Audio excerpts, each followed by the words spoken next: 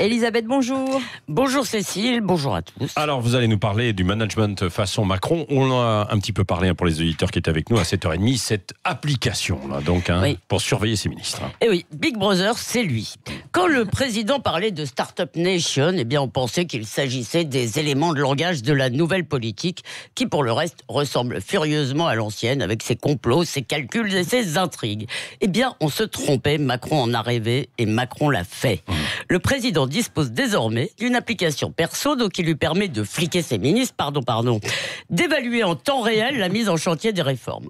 Et cette invention orwellienne, on la doit à un trio de technos, parmi lesquels figure le secrétaire général de l'Élysée, Alexis Kohler, qui est plus connu du grand public comme l'homme qui s'est fait balader par Benalla.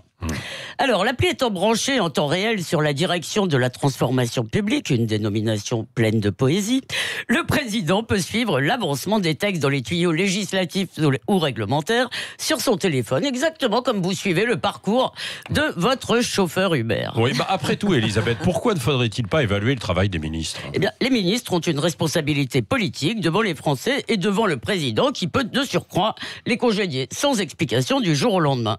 Est-ce qu'il faut en prime les infantiliser par une surveillance permanente et par un encouragement à la compétition façon cours d'école, gouverné par la peur et le contrôle? Ce n'est pas très moderne.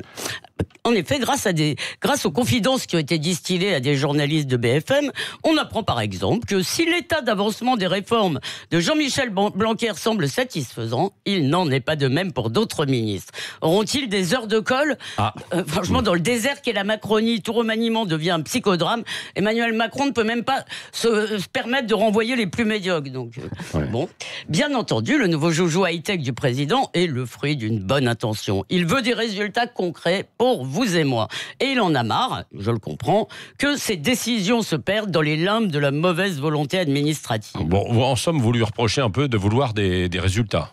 Ce qu'on peut lui reprocher, c'est surtout de flatter notre goût douteux pour la surveillance. Alors, d'après BFM, il a refusé, pour l'heure, de rendre l'application accessible au grand public comme on le lui proposait. N'empêche, c'est un petit pas vers le fantasme d'un gouvernement transparent épié par une inquisition citoyenne.